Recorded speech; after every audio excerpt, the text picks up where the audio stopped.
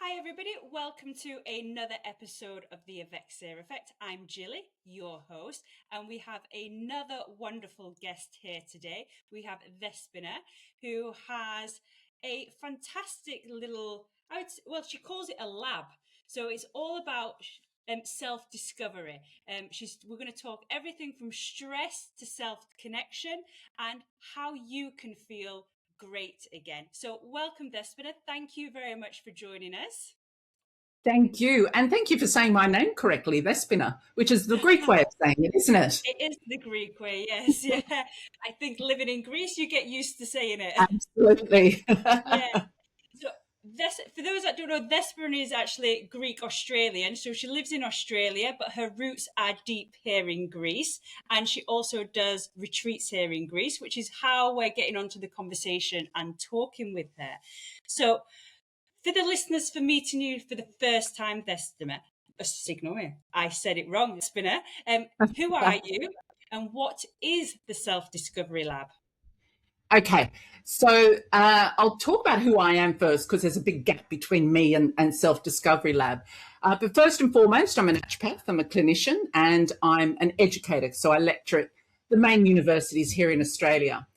And I started practicing over 25 years ago now. And I was treating mainly women and for all kinds of conditions, skin, gut issues, hormones. And the demographic, the demographic I was treating were high income earners with disposable income who could afford the fabulous organic food, the gym memberships, the yoga classes. Their diets were better than mine, but they were still getting symptoms. And although the herbs and the nutrients were having some effect on these symptoms, I quickly recognized that unless I addressed their underlying stress levels, these patients were not going to get enough relief from their symptoms. And it was this realization that the beginning of Self-Discovery Lab came about. And I started running stress management workshops for my clients, just to offer them that kind of support that they needed in addition to the consultation and the prescription that I gave them. And that's how Self-Discovery Lab came about. Interesting, really good. So your mission is making life less complicated. Okay, so what does that mean to you in practice? Okay, that's a good question because I had to really think, what is my mission? And I often ask my clients or my participants in the workshops, if you could take away your job title, your age, your role, whether you're a wife or a mother, your gender even, how would you describe yourself? So in essence, what I'm saying is let's get rid of the clutter and just touch base with who you are and who you really are, because that is where the calmness is and that's where the healing is as well. So this is where we find that kind of that peace. And through these realizations and practices, we're making life less complicated. Sounds simple. In reality, Simple. deep down to me, it sounds impossible because those elements are who I am. But so to strip them away, who is left? Does that ever come through as a realization for anybody? I don't know. Well, a lot of people do say that. It's like, you've just taken away all my identities. Like, who am I? And I thought, well, let's reflect on that. And Julie, if I was going to ask you if you could think of one thing of who you are, some people say, well, I'm definitely compassionate. Yeah, there's a trait of mine that's innate in me. And we start to come up with these words. And this is quite profound that we get to that place, because that is really who we are. Yeah. Yeah. It's I interesting. think like society, the way we live, we do have these multiple identities, and what we think people are expecting from us rather than who we truly are. So, for example, me, I have a very different identity now to what I had 10 years ago. Yes. So I have changed, I've evolved, I believe I've grown, but there's still these pressures from the outside world which telling me I should be this. So I should be successful in this. I'm married now, I should have children, and all these kinds of things. And but true down, I've never really thought about who I truly am. I'm just batting off what I don't want Yeah. society wants me to be. Yeah, Yeah. And you said I've changed and evolved, yeah, yeah, in your comments there. And that's really crucial because that's what we do. Even when we understand that we have these social constructs, we still understand who we are. And it's not about getting rid of those constructs, but we operate through them as the people we are, rather than pushing that aside and operating in that social. So we're not trying to destroy society and be radical.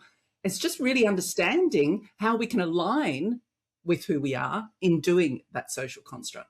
Yeah, fascinating. interesting. It's really, really is fascinating. What usually happens when someone um, realizes that they need this kind of support? Okay, so in clinic, I realize through physical ailments. So we really start questioning around physical ailments where we recognize it's not just the symptoms, it's the stress that's associated with it. Um, if if people come to see me for workshops or retreats, then we see people feeling quite overwhelmed. You know, when someone's overwhelmed, that's what's happening in their life. Yeah, they're just, or if someone's lacking their vitality or their buzz in life. Where's that fun woman who used to live inside me? That kind of stuff. Yeah, what's happened to her? So that's what usually arrives at the door. Interesting. So, you've got 20 years experience, which you've said. What actually got you into this field? What was your draw to this life, basically? I don't know if your listeners can see me, but I'm bald. I lost my hair when I was 5 years old. I have alopecia.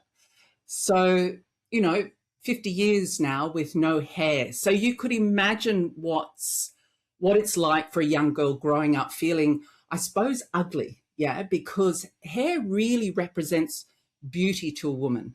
If a woman loses her hair, their femininity is gone. They feel naked. Yeah. So you can see this when women undergo chemotherapy. The research out there really tells us that one of the hardest things to contend with during that time is the hair loss. So you could imagine 40 to 50 years ago, there were all kinds of crazy treatments that claimed, they could cure baldness, both medical and non-medical approaches. And most of them were quite traumatic and they did more harm than good. So I realized that healthcare did not really care for my health. And it was because of that I felt, well, if there is no cure, there's got to be a better way to manage this emotionally.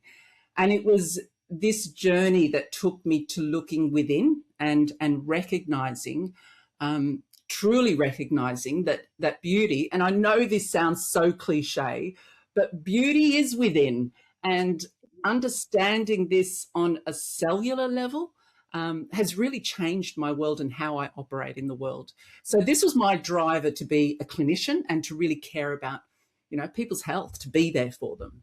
So I suppose that's that kind of a long-winded way of saying what made me be a clinician. It's not long-winded at all. It's your journey, and it's Yeah, a truly deep journey.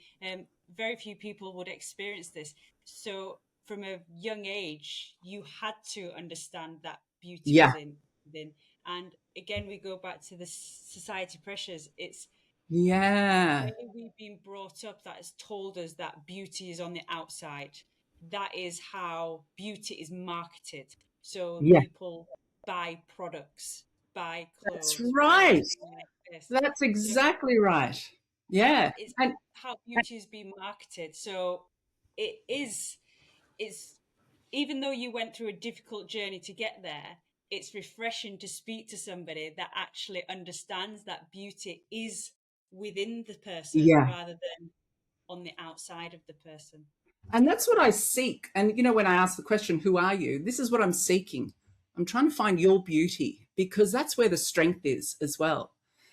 And, you talk about social construct, it really saddens me, this mobile phone, when you see girls on it all the time and looking at themselves in the mirror and, in the frame that they use to look at themselves. And it's so important for them to move one hair. And, it saddens me that this is a priority in life. And it's not even young girls. It's just a lot of times women in general.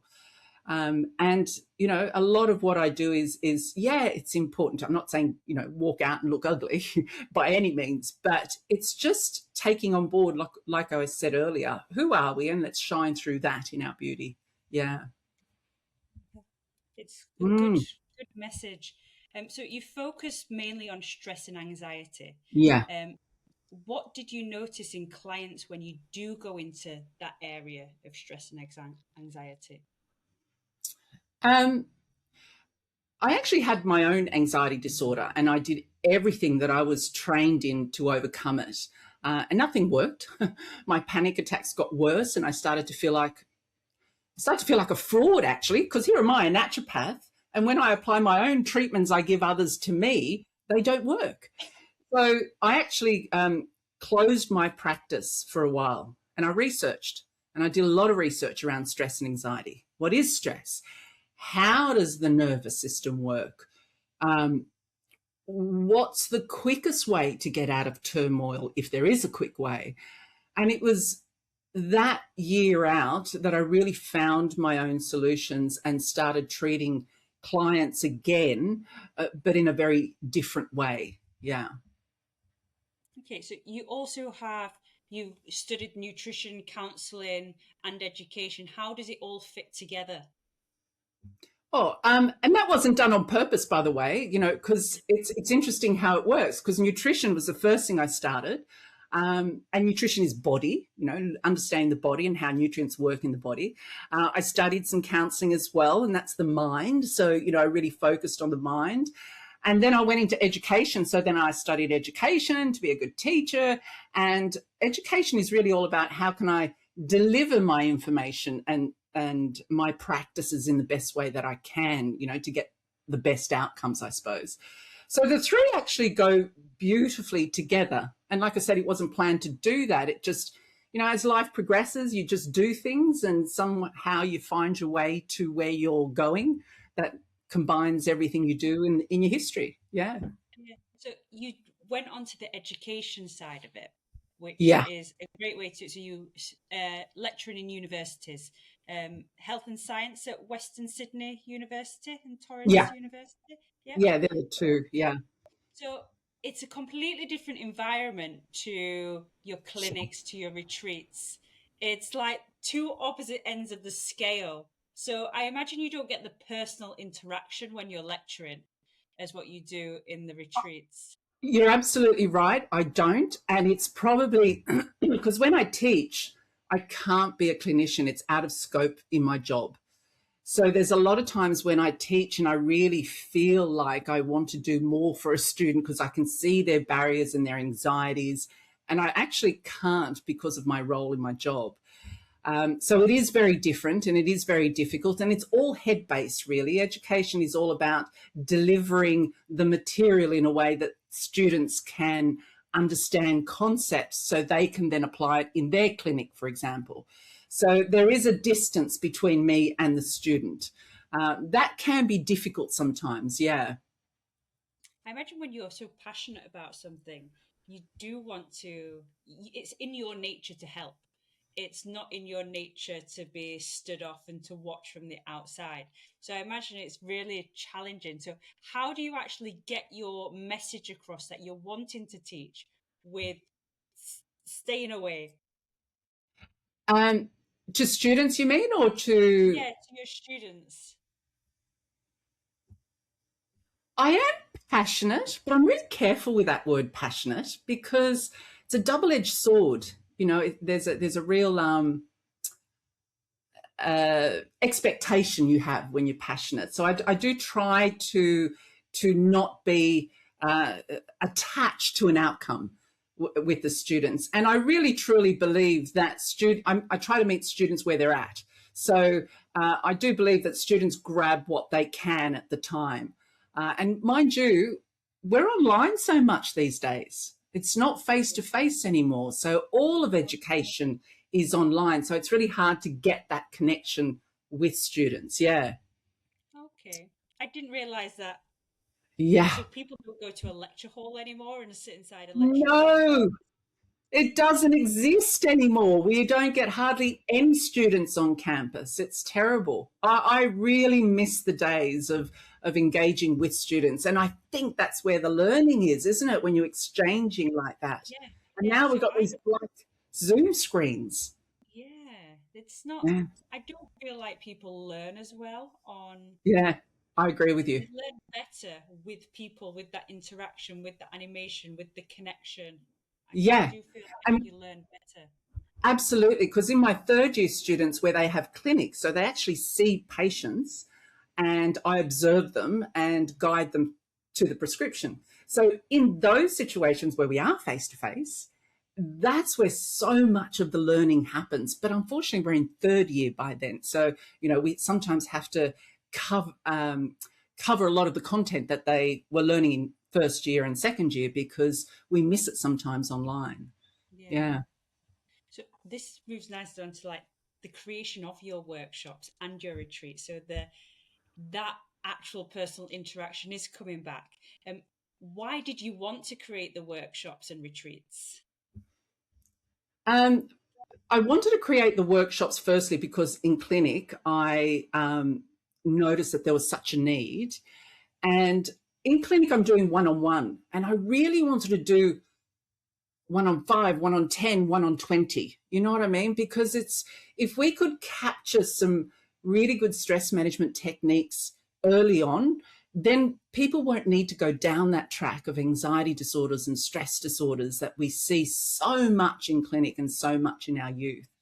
So I think that was one of the drivers as well of why I wanted to keep going with workshops and then lead them to retreats. So workshops is very much the condition, the anxiety, but retreats not. Retreats are very much just for anybody who just, we all feel stress. We've all got some sort of level of stress that we don't manage sometimes.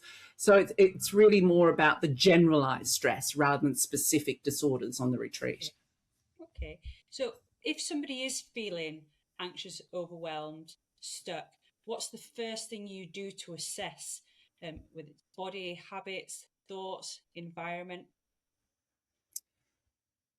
Um, the first thing I usually do is work on breath. I'm generalizing now. But if someone is feeling stress, I kind of have a hierarchy of things that I do when I see clients, but breath is always the first. There's a real science behind breath. And we don't realize how much it affects our carbon dioxide and oxygen ratios. And if we can stabilize breath, that has a direct relationship with our calming nervous system. So it's super important. That's where I go to first. Yeah. It's funny you should say that. So I'm big into breathing, breath work, all that kind of stuff. But years ago, I went to see a physio and I was in a very stressful time of my life. And I was there for a shoulder injury, which funnily enough, I'm getting treated now as well. But as I was talking to him, he just said to me, "You're not breathing, you're holding your breath." So, Yeah. and I was totally unaware of the fact that I was holding my breath. I was in a very anxious part of my life. I was stressed, but Yeah. that really triggered something in me at that point, saying, "There's Wow. something more wrong with me." The fact that I'm holding my breath, and it was a physio that said that to me, and There you he go. was, yeah. There Um. you go. And I don't think So that's uncommon, Jilly. I think a lot of people hold their breath when they're stressed, or that shallow breathing, one or the other, because we're holding on tight, and this is what we do with tension when we're in that fight or flight. Our muscles seize up, so our diaphragm is a muscle, so it yeah, has that effect, and that has a profound effect on all organs in the body. Yeah. I see it in exercise. So Oh, most of people know I'm course. a personal trainer, Yeah. Pilates. I like when people find an exercise hard, Yeah. rather than breathing through it, they hold their breath. Most commonly with like press ups and things like this. But I have to say, breathe, and I give them a breathing technique to go through it, and they're like, that's so much easier. I was like, yes, because we need oxygen to actually move the Yeah. body. It is a thing. The moment we feel stressed, we hold our breath because it's a survival instinct that we're going to Yes. lose oxygen. We're going to lose Yeah. it. So we need to Yeah. keep hold of it. Yeah. It's counterintuitive, isn't it? Yes. It's bizarre that we do that, and then people go, "Oh, thank God for that," you know. Yeah. And so it's a funny thing how we use breath, but we actually train ourselves to breathe badly. Yeah. It's not It's, something we. If you look at a baby, they breathe beautifully. You know, their belly goes up and down. It's not rapid, and if it does go rapid for a bit, it goes back to normal again. And but then we retrain ourselves in bad habits, and then that becomes our norm. Yeah, yeah. And nobody ever says when we're in our education to say, this is how you should breathe. They tell us how to do yeah, maths. They tell us how to do everything else, but yeah, nobody sits there and says, look at how you're breathing. This is what we should be doing to survive. yeah. So, That's right. We don't get taught any of those life skills. yeah. They're starting to, I suppose, in schools, in primary school, but yeah, they're the real things we should know about. So you talk about guiding people through awareness of physical symptoms, behaviors, and thoughts. Um, how do you help people connect those dots together? Um, I think in this day and age, I think a lot of people get it. They recognize that their anxiety aggravates IBS. If they're stressed or angry, they might get headaches. Grief makes us really tired. So I think people are starting to get that. But I suppose there's less obscure stuff in people's lives that they don't recognize the correlation. So there's questioning around, when did it start, this issue, this problem? What was going on in your life at that time? They're good places to start where people start to think, oh, I never made that connection. And, when I do some kind of somatic or body work, it really assists with connecting with that on a physical level. If I'm feeling really tight, and release that, you start to realize that, God, I've been so stressed lately, it's really hitting my body. So it's making those connections. Okay, and what's the most common unhelpful pattern like you see in high stress, high responsibility women? So, Um, I, I think a mental thing that we try to do is we try to fix it. What can I do to reduce my stress? What classes do I need to take? Which meditation is the right thing? And quite often it's the opposite of that. We need to learn to stop. We need to reflect, and we need to feel, what's going on at that time. And I think they're unhelpful patterns that we have. I'm probably a prime example of what you've just said. I've got so much going on, and I'm a fixer. I think that, and I Yeah. know through my job, I know all these different practices, and I'm like, right, I need to go Yeah. into breath work. I don't have any time in the day, Yeah. but I need to Yeah. cram an hour and a half session of breath work in, or I need to Yeah. start yoga. I do Pilates. I'm not doing enough of Yeah. it. All this So you do all the time. practices. Yeah, you do Yeah, everything, and you're just exhausted at the end of it. yeah. I'm exhausted at Yeah. the end of the day. I have that burnout, but it's this the Yes. whole thing of I'm surrounded by all these wellness people. They're all telling me to do all these different things, but I literally don't have 100 hours in the day to do them all. I know. I know. And we are told to do too many things. And like I've mentioned before, it's not doing any of them sometimes. It's just Yeah, stopping, and just taking that break and just, yeah, you know, just meditate or just calm and just that's it. It's again, you feel like you need to be doing something, but it's really unhelpful sometimes when you think you should be good and doing this because it's good. Yeah. Yeah. yeah, yeah. It's. And stressful to do all that. I think it is. I think it creates more stress than. I'm going to take your advice. I'm going to take your advice and stop and like just calm down a little bit. Yeah. Yeah. So holistic approaches. So, what does a truly holistic approach look like beyond Yeah, what the buzzword is? Holistic is thrown out here, there, and everywhere at the moment. it is, isn't it? It has become a buzzword. Um, I sometimes try not to use these buzzwords. What I look for in clinic is optimum health. That's all. I'm not trying to look for perfect health. I'm looking for your optimum health. And if that means, well, holistic is just taking a couple of approaches to try and get to the end result. Yeah. So if that means, calming practices, taking some vitamins, reassessing life, then great, you can reach optimum health. But if it means that you need to use medication and support the body where you need whilst you're on that medication, then great, that's your optimum health.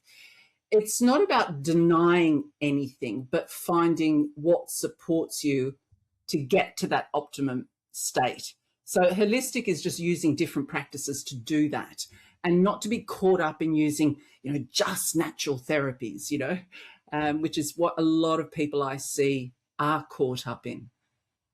I see that as well. I Yeah. am very much, I like the natural way, but Yeah, me too. Yeah. sometimes there is a need for that medication. But then I see people punishing themselves because they won't take any medication. Mm. And I That am was not, me. That was me. I yeah, was exactly the same. Yeah. there is a time and a Yeah. place for medication, 100%. Absolutely. Why suffer? I grew up as an asthmatic and I didn't want to take my inhalers. I mean, what damage am I doing if I don't have a good alternative? If I had Yeah, a good natural alternative, great. But what damage am I doing in the meantime in the waiting? exactly. So Uh, it's really taking that step back and saying, what is my optimum health? Where can I get that? Yeah, so Yeah. I've got Hashimoto's disease, so Mm. autoimmune disease that attacks the thyroid. I was undiagnosed for years, Yeah. and then somebody gave me a pill. Okay, they said, right, take levothyroxine, and I was like, I really don't want to take medication, but Yeah. even though I've done lifestyle changes as well, I've put them both things together. Um, Absolutely. those hormone replacements need to be put into my body. I can't get that from a natural source. I can That's do right. things to help, but I can't really replace what I need from natural sources. So Yeah. you've And if got you to think get of that balance. Yeah, that's right. And if you think of Hashimoto's, you're exhausted all the time. It can lead to depression. There's all kinds of symptoms that are associated with it. And Yeah, how do you navigate that when you're in that state? And sometimes for some conditions, I mean, Hashimoto's, you probably need to take it for the rest of your life, the T4. But sometimes people need to be on medication to feel better, and then they can start looking at alternative measures. So again, it's how do we get to that optimum state? Yeah, absolutely. find that balance before they. Yeah, So, as a backstory, of course, Hashimoto's did cause me depression. Even I ah, didn't know I had Hashimoto's at the time. So at the time, I suffered really badly from depression, and I did take a antidepressant for a yeah, short period of time to help me balance myself out, to make me feel normal again. yeah, Because there was no way that I was ever going to feel normal again without that little bit of help. I was doing all the things I needed to do. I was doing the exercise. I was doing all the things that people tell you to do when you feel down, that you don't feel yourself, yeah, things that give you endorphins. But for a few months, I needed to take that small medication just to help me out, to bring me back up to myself. Um, mm, and it worked, and it wasn't a permanent fix. I didn't need to yeah, stay on medication for the rest of my life with regards to that. And then I carried on with my nature, holistic way of doing things, exercise, diet, yeah, health, all those yeah, things. And it helps. It does help. So yeah, you do have to look at things from all perspectives. Look at the pros and cons. Look at yeah, how it's going to help. Don't have to necessarily look at it as this is going to be permanent, because I think people see that, oh, if I go on this medication, I'm going to be on this medication for life, yeah, or it's going to do. They look at the packet and they say, well, it could do cause this, this, this, this, this, so I'm going to be worse yeah, off. And I think for Yeah. people that do like the holistic approach, they look at the bad sides of the medication rather than the balance of it. And you know how powerful the mind is, yeah? So this is why we have placebo effects. The more you read that packet and think about those side effects, the more you start to see them, even when they may not be there. So, you know, the mind is a powerful thing. So refocusing that and looking for the good in the mind rather than keep focusing on the negative is a skill. But yeah, I think you've described holistic quite beautifully. Thank you. I'm just describing from my own Yeah. experiences. And I think when you look at things from your own experiences, you because I like both elements, because I'm in the wellness industry and because I've Mm, experienced what I've experienced. I would say fairly young in my age. I went through all that in my 20s.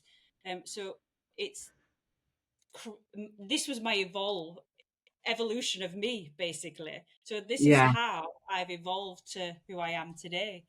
Yeah. Nice. Let's move on to a little bit about the people that come to you and Yeah. they're saying they're wanting the direction, they're wanting this passion back. Maybe if I'd have come to you in my 20s, I would have been doing exactly the same thing. They're wanting meaning. How do you help someone who does feel that little bit numb and unsure Mm, of what they even want? They're lost, but they know something doesn't feel right. yeah. Yeah. It's not uncommon, isn't it? You know, when people want that direction, passion, meaning, these are really high energy words, high expectations. And I'm always cautious when we use these words. And I think I mentioned passion earlier. It's one thing to have vitality and focused attention on your direction, as long as, and you were saying, as long as there's self growth as part of that agenda every step of the way. You know, the Buddhists, I'm not a Buddhist, but, you know, I love reading about all kinds of philosophies. They feel that passion is a double-edged sword. So, you know, the desire causes suffering, you know. So just keeping yourself in check and keeping yourself authentic. Who am I? Again, am I aligning with that person? Automatically, that alone gives you meaning and that alone gives you direction. So they are words that we feel like they cause stress sometimes. So I do try to strip that back a bit and say, well, you can get that in a very calm way without it having to be this kind of stressful way. Yeah. Okay, so what's the Interesting difference words. between like coping tools and long-term change? So somebody could come to you and you could give them, well, if you just do this, you're going to survive. But Yeah. if you actually give them a whole different way of living, Yeah. they'll thrive. Difference between surviving and thriving. Yeah, it is, isn't it? And sometimes, you know, we need both. We need coping tools to get that long-term change. Um, But once you have that long-term change, you don't need coping tools. It's just who you are. It's the process to long-term change, I suppose, that we need these checks and balances in place. And they are your coping tools. So I think the difference is one's holding you for the moment and the other one's long-term. Yeah. Acute and chronic. Well, not even acute and chronic, but one's the now and one's the later. Yeah, yeah. And how do you balance between supporting a person and challenging somebody to change? Oh, Because I um, find this in fitness, I find this, yes.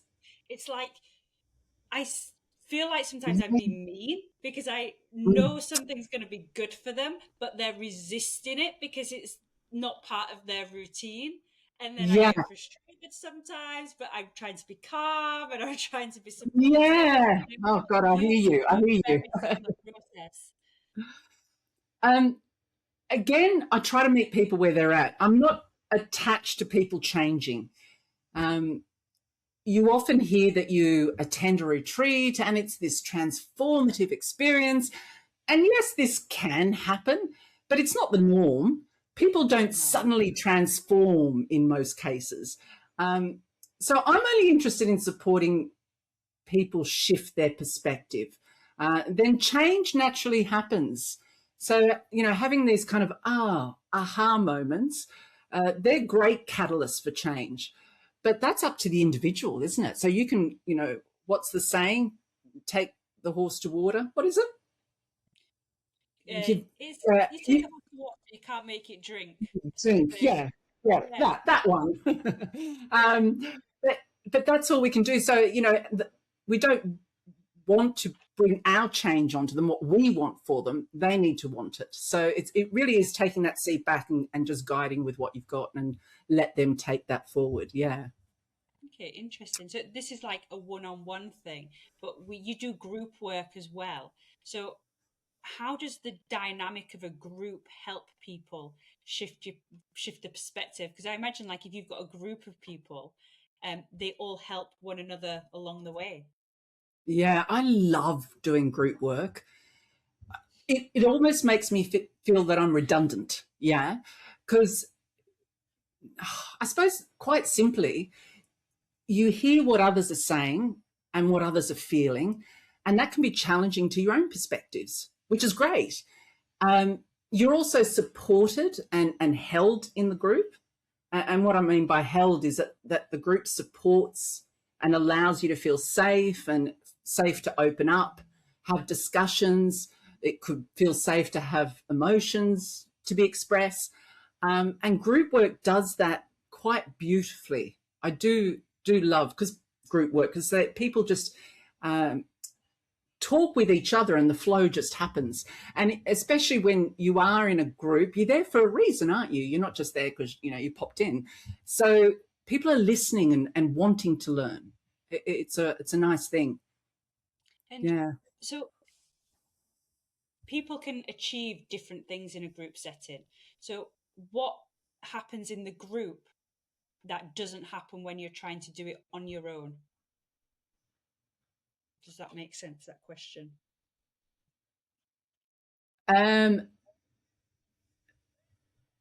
What do you mean by that? Is that I can't differentiate between that question and So when people are trying to figure something out on their own, or they're doing just one-on-one sessions, they may not get the same effect as what they would in the group session. So what's the difference? What are the missing pieces? Yeah, I think when you try to figure things out on your own, sometimes you're not being objective. And I think in a group, you are being objective and you hear things from a different perspective. And that's the biggest difference between individual and group, that we're getting that shift in perspective. And being objective is really important. It's really important because we're so in the problem.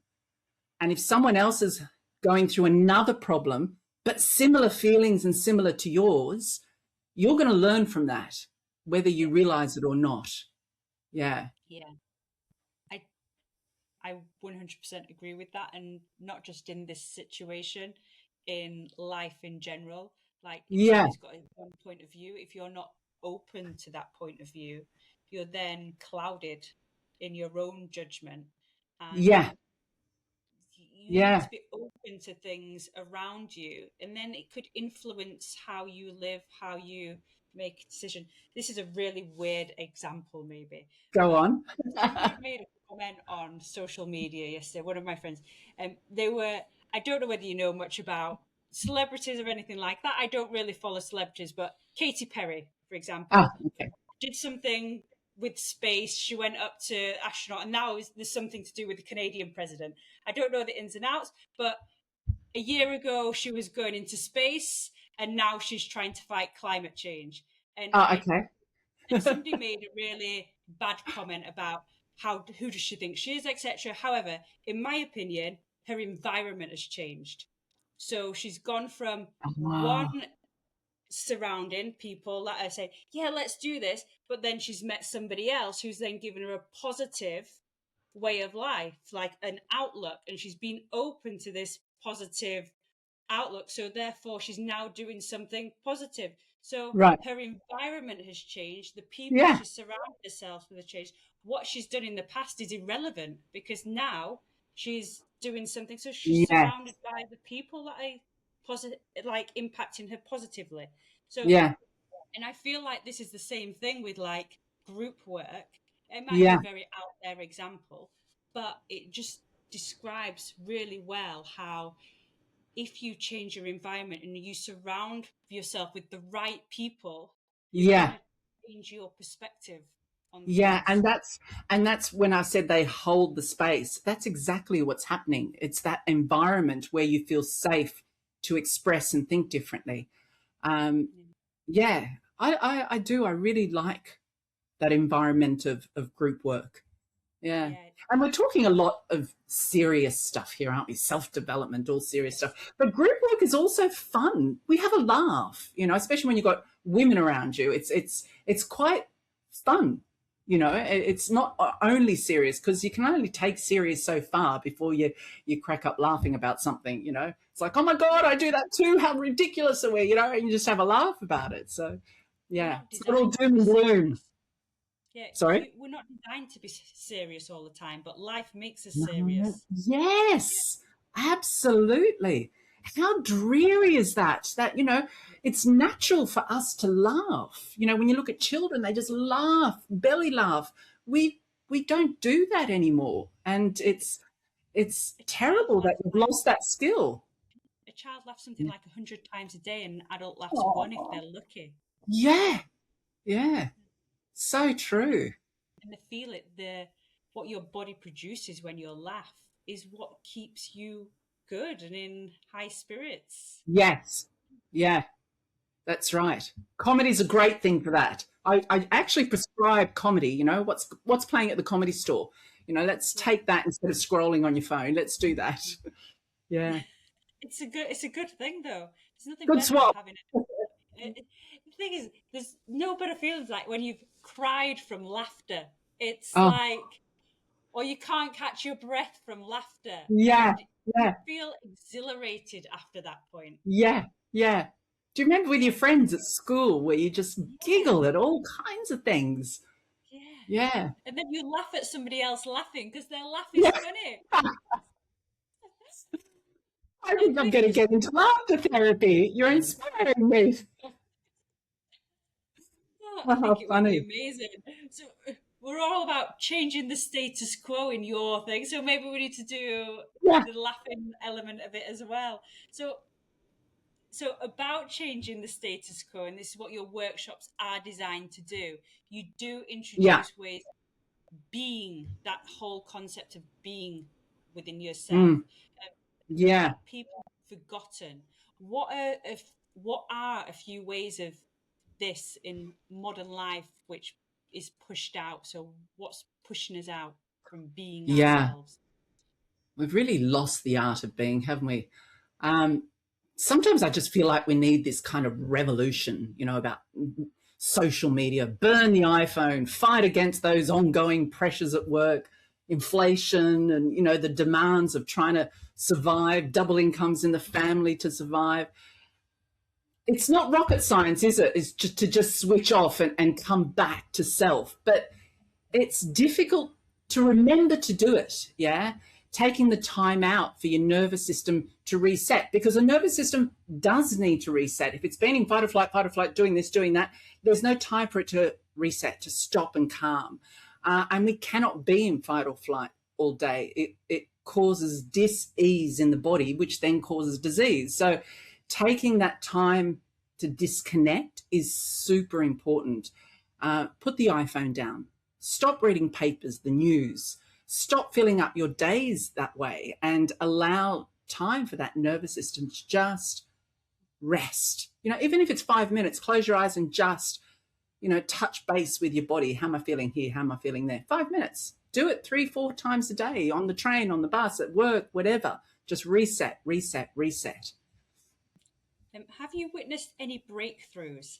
So from any of your clients, from either retreats or group work, um, that's really stayed with you?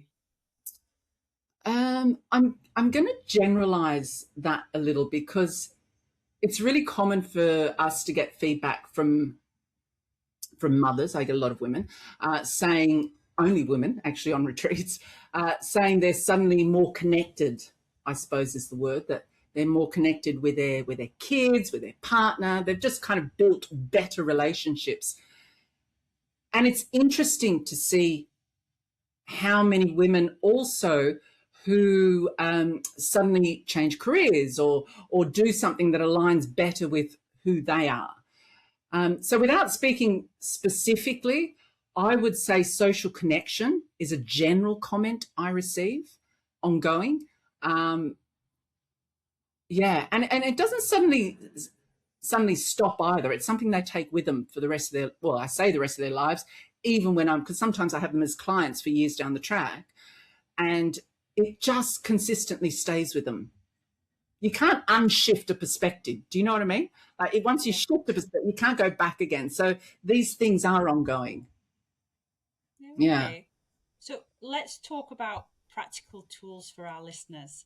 So you Okay. just mentioned before about taking that 5 minutes to yourself, which I imagine is really important and probably the first step people can take. But if somebody is feeling stressed right at this moment in time, they're listening and thinking, this is me, I feel this way. What's one simple practice you'd recommend them to try?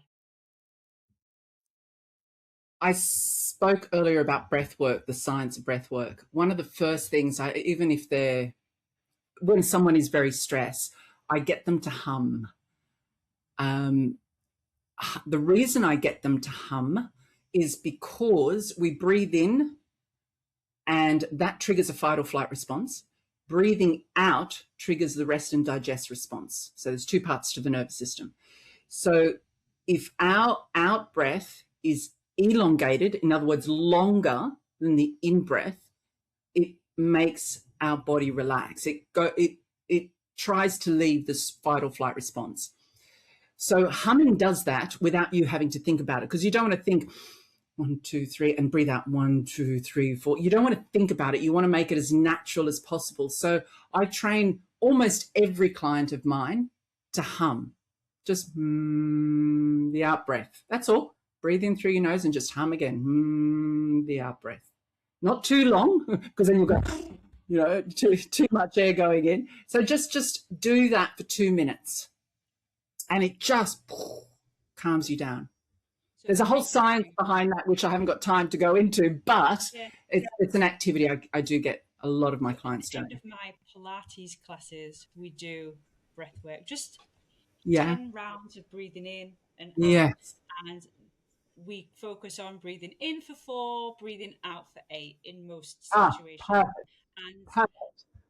people, when I started to introduce this, my clients that would come into my class was like, it's the best thing I've ever done. And people now do it at home.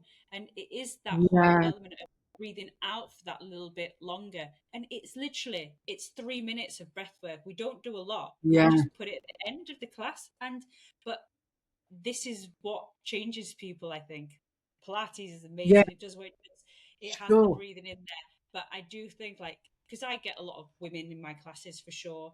They all have busy lives, etc. So for them to have that few moments to de-stress, they feel a huge difference.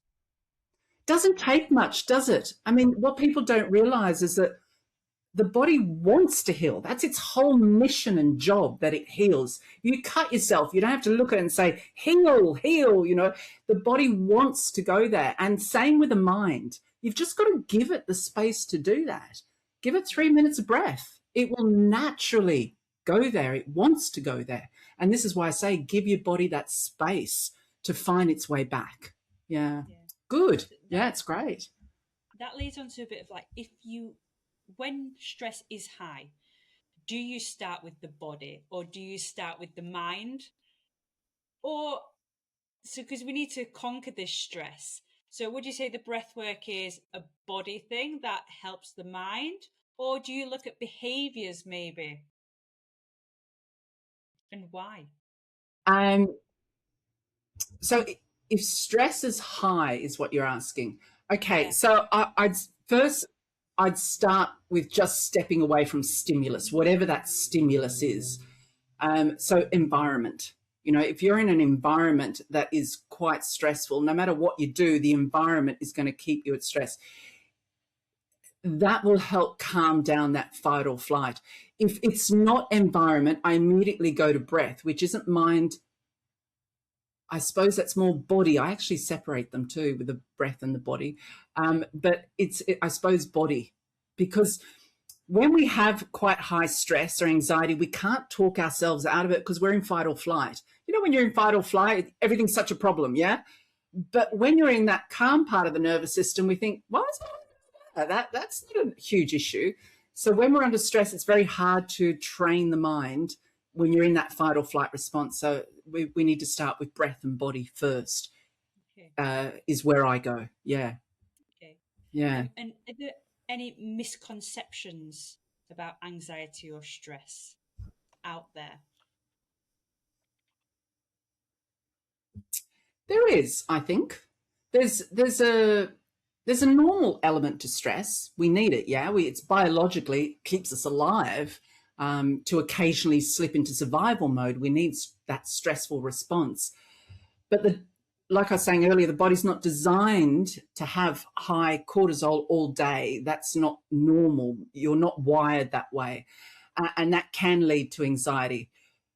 But when we talk about anxiety, outsiders often think that you can snap out of it, and it only happens occasionally, yeah.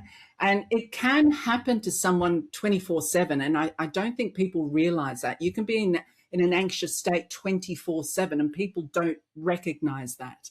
So people with anxiety often feel that they'll never get off this loop that's happening. It's high energy, extremely chaotic in the mind sometimes. But to those people, I want to say, yes, you can get off it. I'm experience of it. You know, that state. It's a real calling when you're in that state to the individual, that you're living against the natural grain, or you're swimming upstream, whichever way you want to see it. And we do need this significant shift in our lifestyle. That needs to happen to find ease. So we're doing something that's just against the grain. So we have to stop. Sometimes we need some radical change to stop that affecting our nervous system so much. We're doing too much that is against who we are. You know, we have who we are here, and might not be able to see what I'm doing, but when we're aligned with who we are, there's no anxiety or stress here. It's only when we step away from who we are that we feel that anxiety and stress that creates that stressful situation. Yeah. Don't know if that answered your question. Did I answer your question? It does answer my question. It does answer my question. Oh, good. And it's something for people to think about, I think. So I would recommend people to re-listen to that, because people that are in the anxiety element will take longer to process that. Does that make sense? So yeah, it's a good point. Yeah, good point. If you have anxiety, just go back, listen to the last 5 minutes again, and come back tomorrow and listen to those last 5 minutes again. And then eventually you'll see that you need to take that step back, okay? Because you're stuck in the middle of it. Step back. Yeah. It true. Time. It's a tough time. It's not going to just click. It's going to take time. Yeah. Let's talk about your retreats. So you do your retreats in Crete, a magical place. And you host your signature women's retreat, which is called Awakening Self. This year.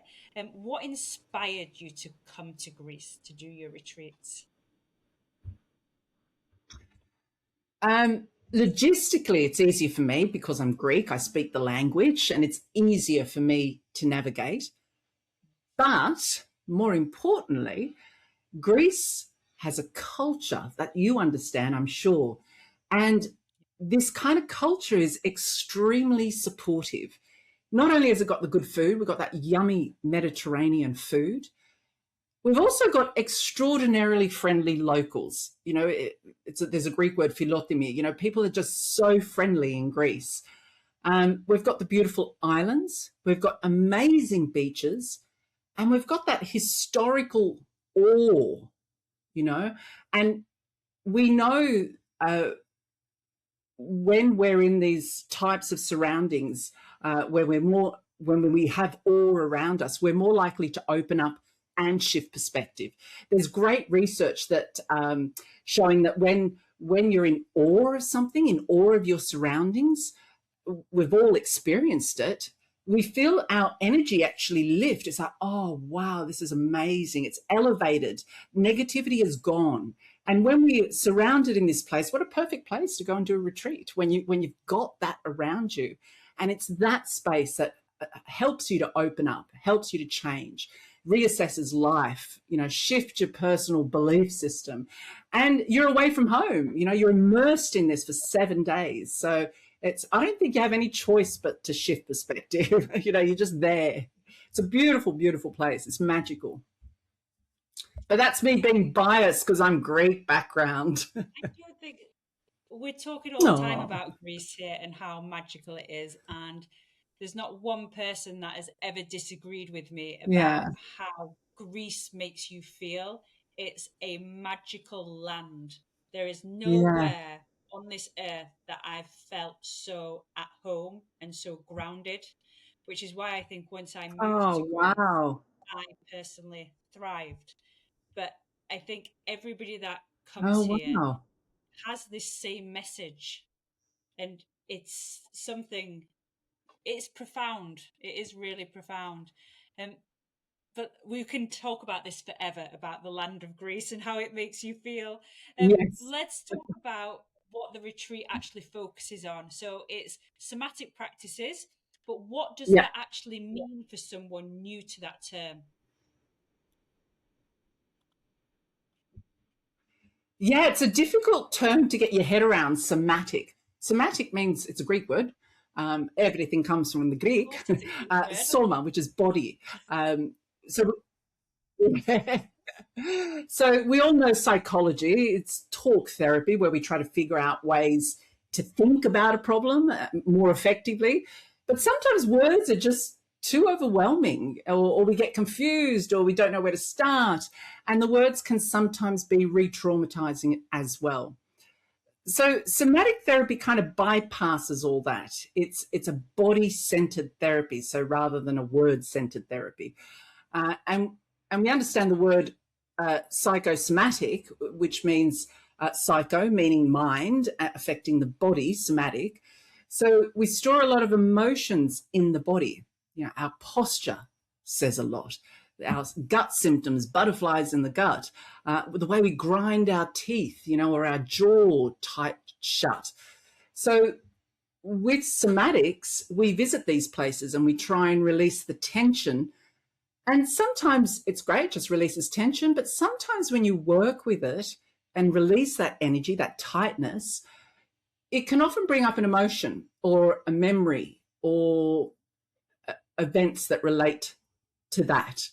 And it can surprise us sometimes. We don't expect it. We just get this feeling or emotion or event that does come up. And it's this process that regulates the nervous system and let's go of the need to tighten in that spot. And I'm not saying one therapy is better than the other. Please don't get me wrong. They're just different therapies that suit different people. And sometimes we need both. Yeah. Okay. Body scanning is a form of somatic therapy. Okay, interesting. Who is the retreat ideal for, and who might it not be right for as well? So both ends of the scale there. Oh, yeah. Okay.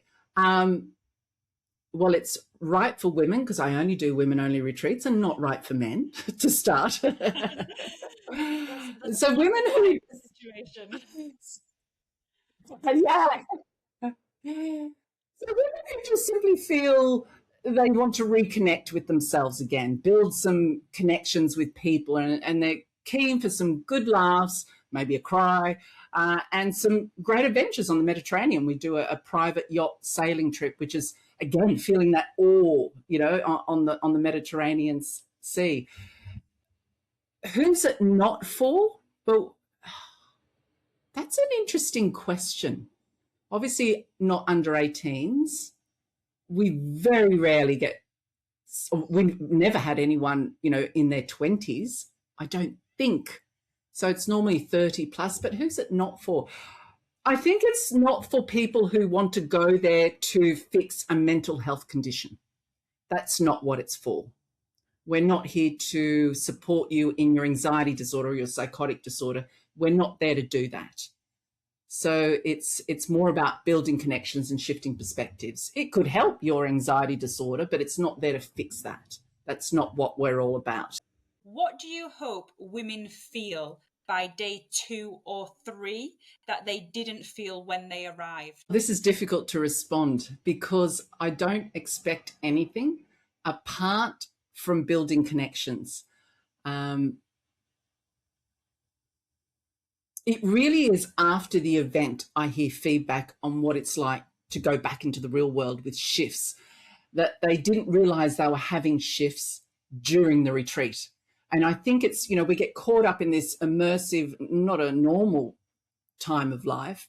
And it's only when you have the contrast and go back into the real world that you notice that you're slightly different.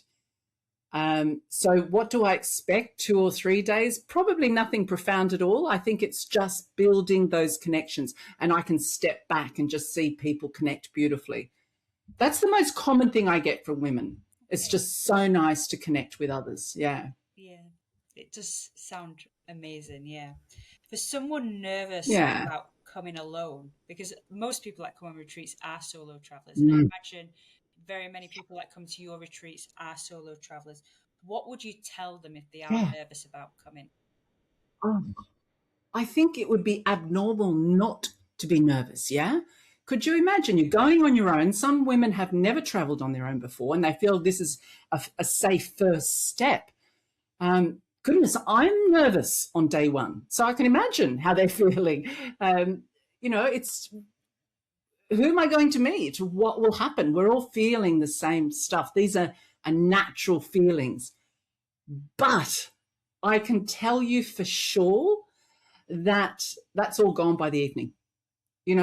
We just, women together, I love it.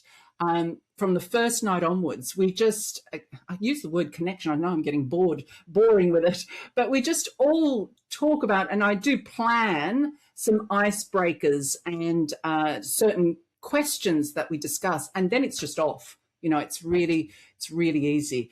A retreat is really a meaningful holiday, isn't it? It's unforgettable because it's all about you, which isn't often on a holiday. It's awesome. Yeah. And I'm sure you find the same thing, Jilly. It's just, by the end of it, it's just happy customers. Yes. Yeah. I think I do feel like most solo travelers are women though now. And Yeah. they're becoming more and more wanting to do it and go into an environment where so you're not trekking out on your own. You're not really solo traveling. You are going to meet like-minded people.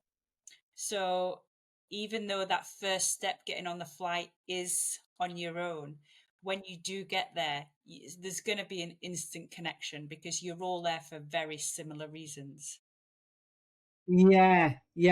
And I don't know how you feel about this, but I think the retreat starts the moment you book. Yeah. Because it's that moment that you've committed that things start to come up. Oh, have I done the right thing? Oh, how am I feeling? What am I going, those questions start to come up for you. Yeah, for sure. Yeah. Definitely. So thank you very much for everything today, Despina. Oh, absolutely amazing. Thank you. It's been a real pleasure. I just want to ask you one last question. What's one habit that genuinely makes your life less complicated?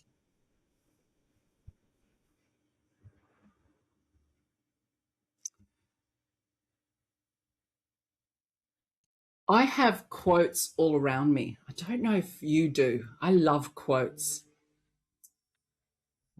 And there's a quote that says, a woman needs to be well to do well.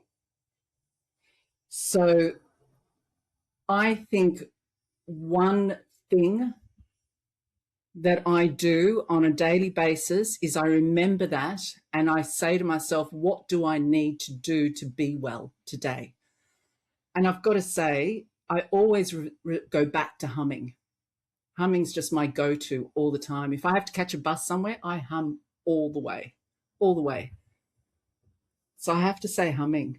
But those little quotes are great, are they not? Yeah, they are. They Yeah. are inspiring. They allow us They're to inspiring. see things in a different They're reminders. Yeah. Yeah. Yeah. But thank you very much. Nice. So obviously, if you want to learn more about our Thank you. retreats, you can check us out at Retreats in Greece. However, Despina does have her own website. So Yep. can you just let us know the details of your website?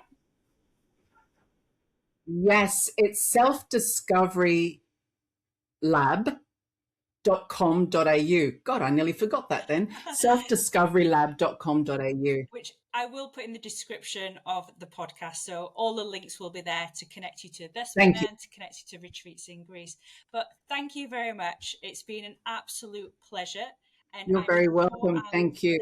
It has taken so much from this podcast today.